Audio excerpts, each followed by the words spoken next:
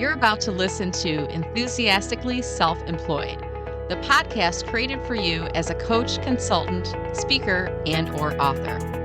I created this podcast for those of us who are enthusiastic about growing our business and learning along the way. My name is Brenda Meller, and I'm your host.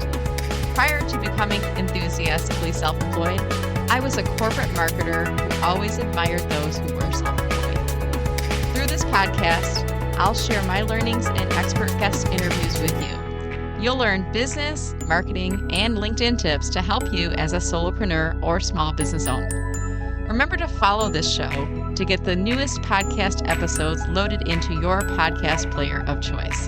Now let's get started. Welcome back to the podcast. I looked up and I realized today's Thursday and I haven't published a podcast episode this week. Maybe you didn't notice, but I decided what I would do is take an episode of a YouTube video I just did where I'm showcasing a new company page feature where LinkedIn is now giving us the ability to edit clips from our videos. And I know it's not going to be perfect here on the podcast because you can't see what I'm doing, but I will put the YouTube link in show notes. And I figured this still might be valuable for you, whether you're out walking around or maybe driving to work, that it might still be valuable information for you to know that I'm always on the lookout for new LinkedIn features. And I like to kick the tires and test them out and then share that information back with you. With that said, now on to the show. I'm going to go to event management so that way I can see exactly what it is that I'm showing to you. Now, because it's been a while since I've done this, I'm also going to go into LinkedIn and I'm pulling up my Meller Marketing Company page on my dual monitor. I have it off to the side. In this case, because I haven't done these in a while, I want to make sure that the live stream is working. I don't have 100% confidence that's happening right now. All right, now I can see myself. And I also want to test the volume for, yep. Okay, so I can hear myself. All right, so the video live stream process, the way that this works, if you're newer to live streaming, there's about a 30-second delay from the time that you go live until the time that people can hear you, okay? It reminds me a little bit of when live TV is doing streaming and they have people in the sidelines that will say things. And if they accidentally swear or something, they need to bleep it out, right? It's not the same logic here, but LinkedIn's not bleeping things out when we're live streaming. But I don't know how these things work. I'm not a tech person. I'm a LinkedIn person. But my understanding is that there's a little bit of a delay from the time that Restreams hands it over to LinkedIn and LinkedIn receives it and pulls it up. Okay, let's see if it's working. Yep. Okay, so I can hear it on here. So now I'm in, this is an event page. And let me take you back to the top level of my company page and walk you through my discovery. And then I'm going to demonstrate for you live on screen some of the new features that they're giving you in your company page. So I noticed this on a client page last night and I went into my own page and I'm seeing it as well. And the interesting thing about LinkedIn is they sneak these things in on us without really telling us. And I think it's just their way of market testing things. They wait to hear feedback, what people are using with it. They kick the tires if people are complaining because things aren't working, and then they make changes and then they gradually roll things out.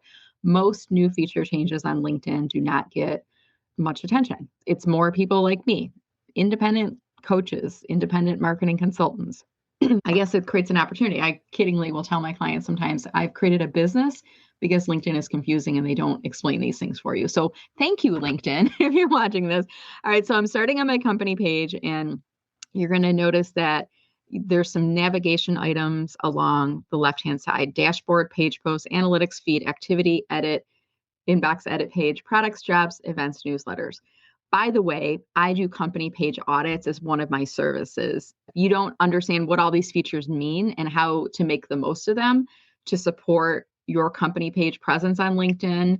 Maybe you're using it for business development, lead generation, brand visibility, employee advocacy, marketing strategy, whatever it is. This is what I do for a living, as I go deep into understanding LinkedIn, and then I share this information with my clients and members. So today, actually yesterday, I was poking around working on a page audit for a client, and I noticed this events tab, and I said, ooh, that's new. So I clicked on it, and I was thinking it was just going to show me a list of events that they used to show us in the post view. You could see upcoming events on pages, and now you can't. I'll show you that in a second. But now what I notice is you got your upcoming events and then you have your past events. And I said, well, that's interesting. That's something that we didn't used to see in here.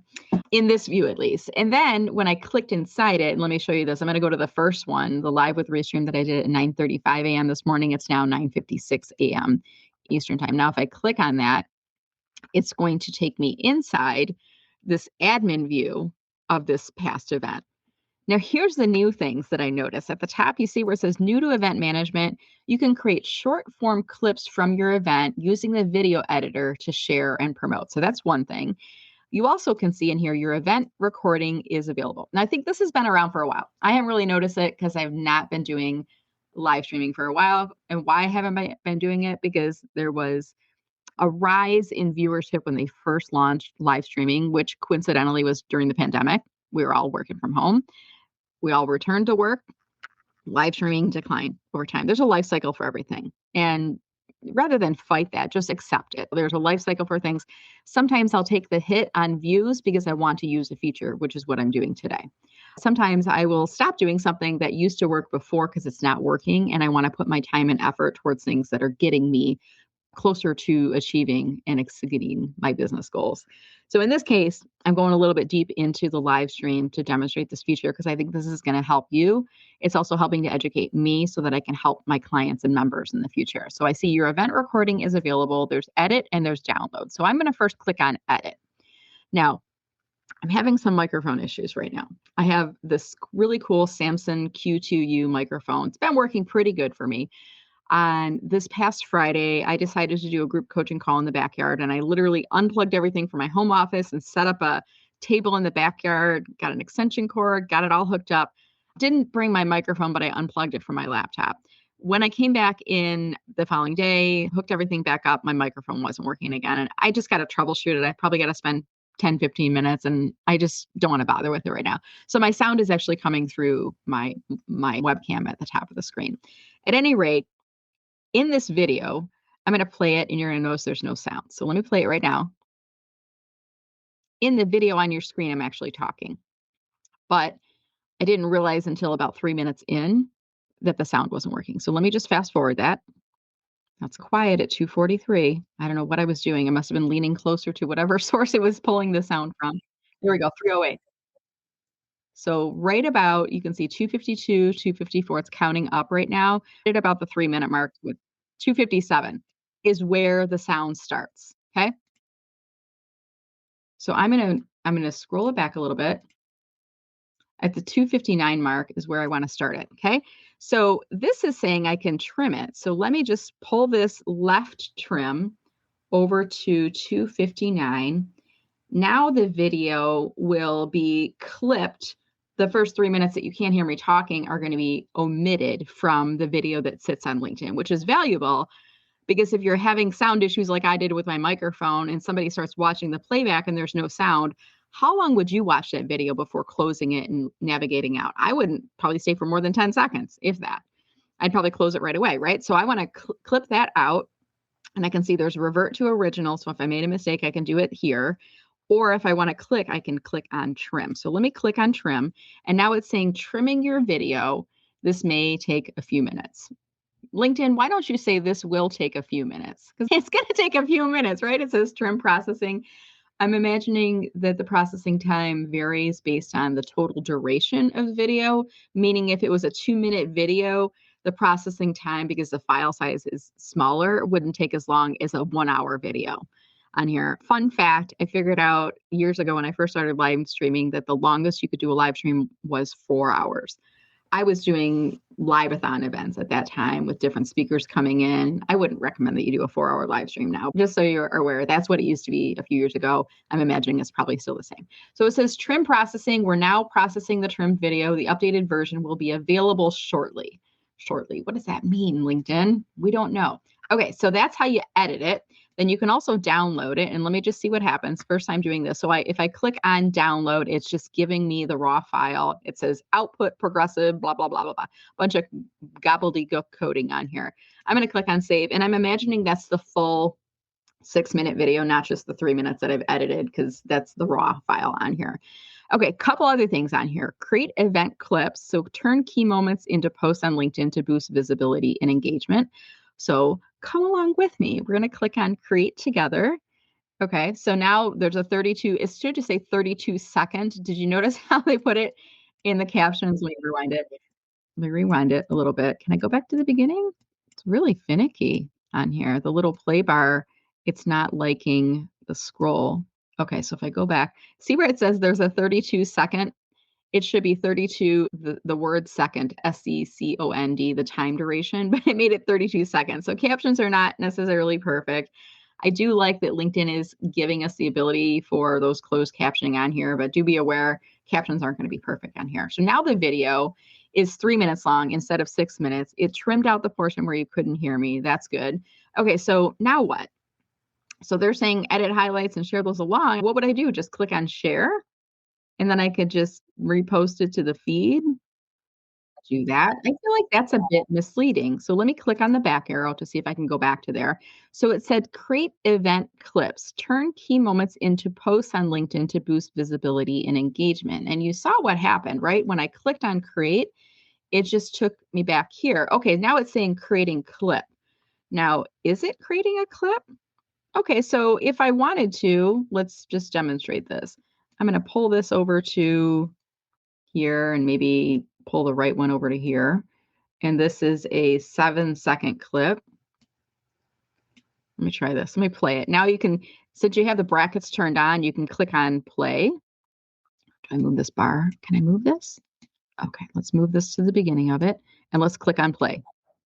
It's almost 20 seconds here. Okay, so I'm going to just do demo of taking a photo and showing Restream portrait versus landscape. So I'm calling it what the video clip is about. There's other software that I do using for clips because I can read the script. I can read what I'm saying as I'm saying it. Now in here, I'd have to watch the whole thing. So I might use this feature in combination with software like Descript, where I can upload the full video and I can read through it and I can go, okay, I want to get the 7 seconds from 132 to 139 or whatever in there. So now I'm going to click on Save Clip. This is using the in-platform feature on LinkedIn. It says clip saved and is now being processed. Okay, so we're going to give that a second to cook because it's going to take a little bit of time depending on the file duration and file size, total, and all that good stuff. I'm clicking on the back arrow. Let's see what else we have in here. Boost event. This is where LinkedIn's making their money. This is essentially you're going to be pushing money on it, making it a LinkedIn ad that's pushing it out to people. I'm not going to do that, but you can do that from the video clip. So just be aware of that. Review results from your event. Now, this event wasn't promoted in advance. I don't think anybody watched it live, but let me just click on review and see. So total event registrations, this has one that was me. So if you were creating an event and you could see who registered for the event, maybe you were doing some paid ads against it, you could see who paid or who you netted as a registrant from those sponsored ads. So paid registrations, I feel like this is a bit misleading because paid registrations, it makes it sound like I'm charging $47 for my masterclass and you paid $47 to watch it. No, this means I achieved more registrations by sponsoring or by paying for that. And it says total registrations update in real time. Source breakdowns such as organic paid data may take up to 48 hours to appear. Registration data available 1 year after submission. I'm going to click on learn more and see if they clarify, what was the words, paid registrations on here. This is just saying admin roles on the page. So this is not giving me those insights. So I am helping you where LinkedIn has left a gap.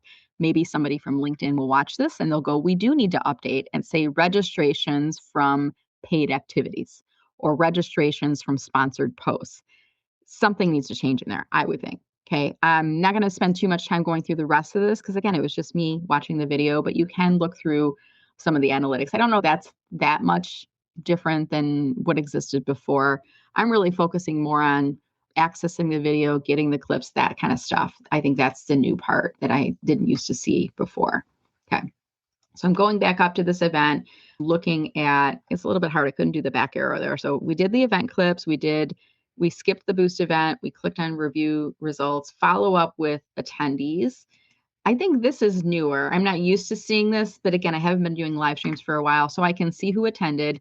I can also see if I were to have sent invitations to people that were not accepted, I could see them inside here. And my guess is if it had multiple people that indicated they were planning to attend, I could message them.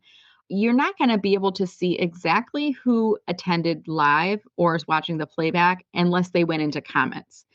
I don't think LinkedIn's going to show us that data. I know you want to see it, but I don't think they're going to show it that. But you can see who planned to attend live, and you can message them and you can say, hey, Kelly, I saw that you indicated that you had, or I saw that you registered for my live stream event. Were you able to watch it live or in playback?